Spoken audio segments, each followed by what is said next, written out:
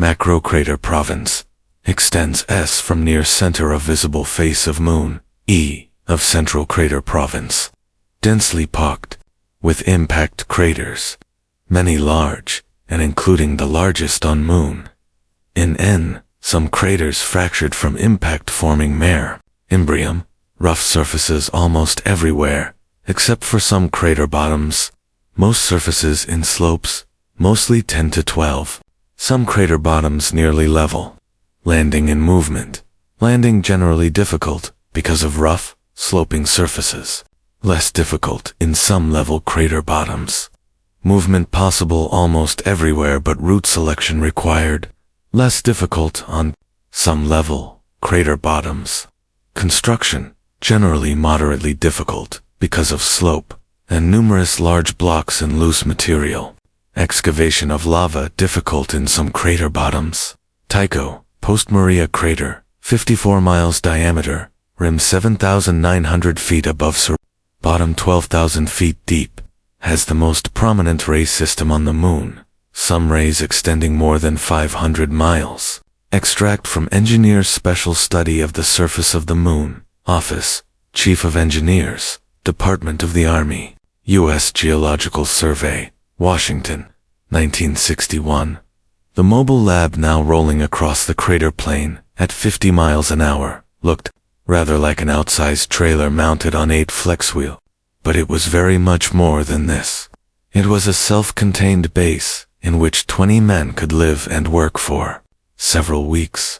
Indeed, it was virtually a land-going spaceship, and in an emergency, it could even fly. If it came to a crevasse or canyon, which was too large to detour and too steep to enter, it could hop across.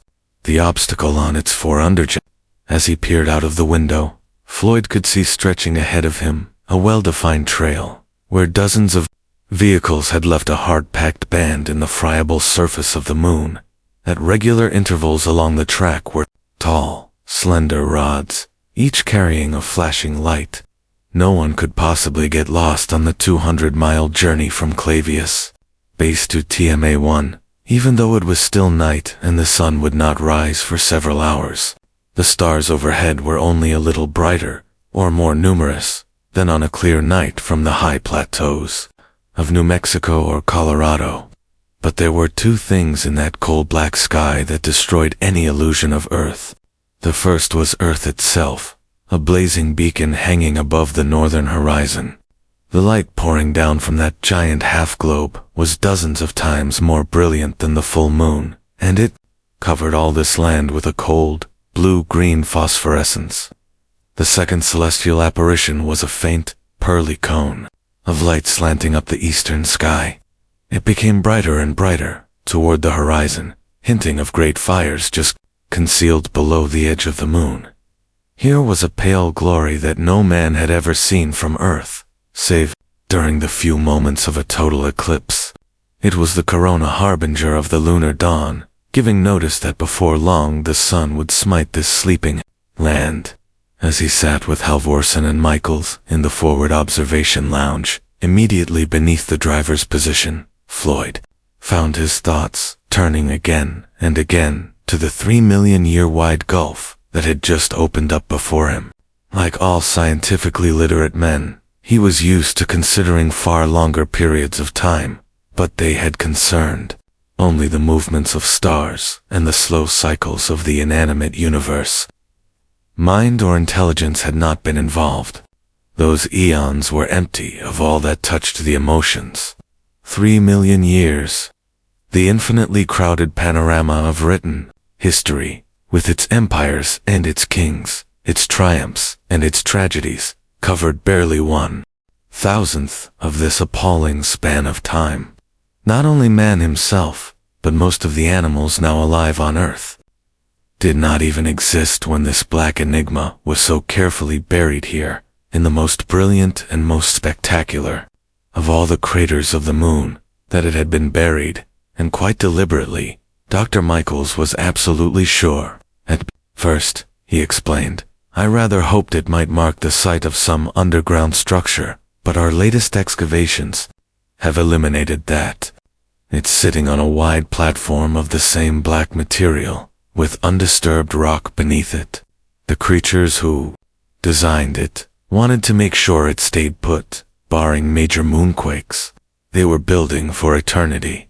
There was triumph, and yet sadness, in Michael's voice, and Floyd could share both emotions.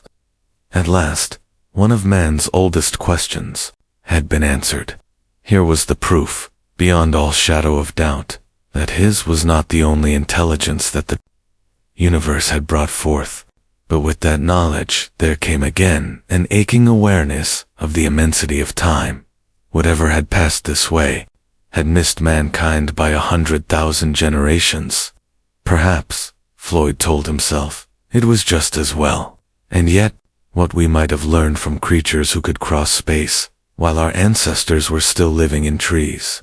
A few 100 yards ahead, a signpost was coming up over the moon's strangely close horizon.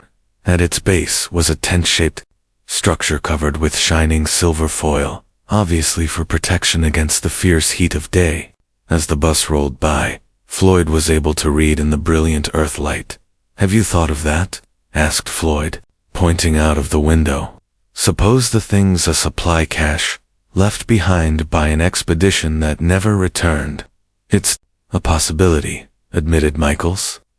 That magnetic field certainly labeled its position, so that it could be easily found.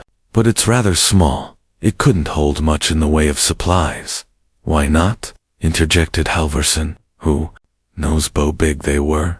Perhaps they were only 6 inches tall, which would make the thing 20 or 30 stories high.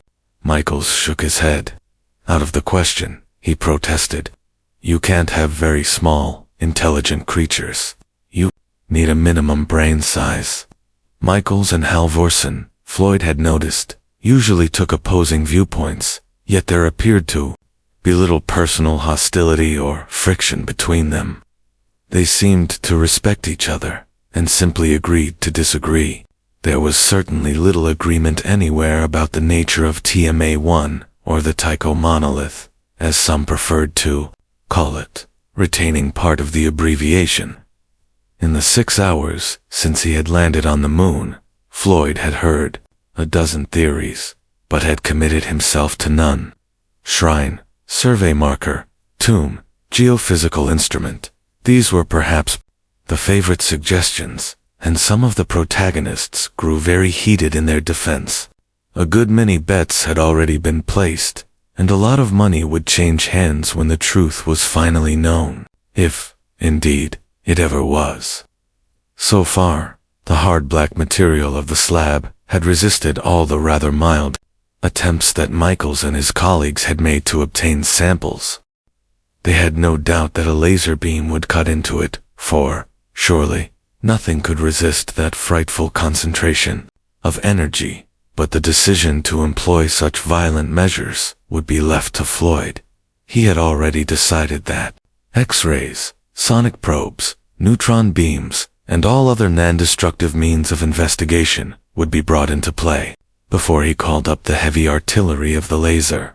It was the mark of a barbarian to destroy something one could not understand. But perhaps men were barbarians, beside the creatures who had made this thing. And where could they have come from? The moon itself? No, that was utterly impossible. If there had ever been indigenous life on this barren world, it had been destroyed during the last crater-forming epoch, when most of the lunar surface was white-hot Earth. Very unlikely, though perhaps not quite impossible, any advanced terrestrial civilization, presumably a non-human one, back in the Pleistocene era, would have left many other traces of its existence. We would have known all about it, thought Floyd, long before we got to the moon. That left 2 alternatives: the planets and the stars. Yet all the evidence was against intelligent life elsewhere in the solar system, or indeed, life of any kind, except on Earth and Mars. The inner planets were too hot, the outer ones far too cold. Unless one descended into their atmosphere to depths where the pressures amounted to hundreds of tons to the square inch, So perhaps these visitors had come from the stars, yet that was even more incredible. As he looked up at the constellations strewn across the ebon lunar sky, Floyd remembered how often his fellow scientists had proved that interstellar travel was impossible. The journey from Earth to Moon was still fairly impressive, but the very nearest star was 100 million times more distant. Speculation was a waste of time. He must wait until there was more evidence. "Please fasten your seatbelts and secure all loose objects," said the cabin speaker suddenly. 40-degree slope approaching. 2 marker posts with winking lights had appeared on the horizon, and the bus was steering between them. Floyd had barely adjusted his straps when the vehicle slowly edged itself over the brink of a really terrifying incline and began to descend a long rubble-covered slope as steep as the roof of a house. The slanting earthlight, coming from behind them, now gave very little illumination, and the bus's own floodlights had been switched on. Many years ago, Floyd had stood on the lip of Vesuvius, staring into the crater. He could easily imagine that he was now driving down into it, and the sensation was not a very pleasant one.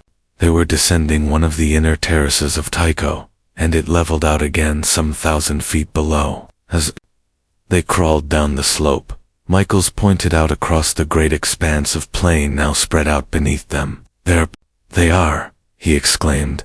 Floyd nodded. He had already noticed a cluster of red and green lights several miles ahead, and kept his eyes fixed upon it as the bus edged its way delicately down the slope. The big vehicle was obviously under perfect control, but he did not breathe easily until it was once more on an even keel. Now he could see, glistening like silver bubbles in the earthlight, a group of pressure domes, the temporary shelters housing the workers on the site. Near these was a radio tower, a drilling rig, a group of parked vehicles, and a large pile of broken rock, presumably the material that had been excavated to reveal the monolith. This tiny camp in the wilderness looked very lonely, very vulnerable to the forces of nature ranged silently around it. There was no sign of life, and no visible hint as to why men had come here, so far from home. "You can just see the crater," said Michaels. "Over there on the right, about 100 yards from that radio antenna." So this is it, thought Floyd, as the bus rolled past the pressure domes and came to the lip of the crater. His pulse quickened as he craned forward for a better view. The vehicle began to creep cautiously down a ramp of hard-packed rock into the interior of the crater. And there, exactly as he had seen it in the photographs, was TMA-1. Floyd stared, blinked, shook his head, and stared again. Even in the brilliant earthlight, it was hard to see the object clearly. His first impression was of a flat rectangle that might have been cut out of carbon paper. It seemed to have no thickness at all. Of course, this was an optical illusion. Though he was looking at a solid body, it reflected so little light that he could see it only in silhouette. The passengers were utterly silent as the bus descended into the crater. There was awe, and there was also incredulity, sheer disbelief that the dead moon, of all worlds, could have sprung this fantastic surprise. The bus came to a halt within 20 feet of the slab and broadside on so that all the passengers could examine it. Yet, beyond the geometrically perfect shape of the thing, there was little to see. Nowhere were there any marks, or any abatement of its ultimate, ebon blackness. It was the very crystallization of night, and for one moment, Floyd wondered if it could indeed be some extraordinary, natural formation, born of the fires and pressures attending the creation of the moon. But that remote possibility, he knew, had already been examined and dismissed. At some signal, floodlights around the lip of the crater were switched on, and the bright earthlight was obliterated by a far more brilliant glare. In the lunar vacuum, the beams were, of course, completely invisible. They formed overlapping ellipses of blinding white, centered on the monolith, and where they touched it, Its ebon surface seemed to swallow them. Pandora's box, thought Floyd, with a sudden sense of foreboding, waiting to be opened by inquisitive man. And what will he find inside?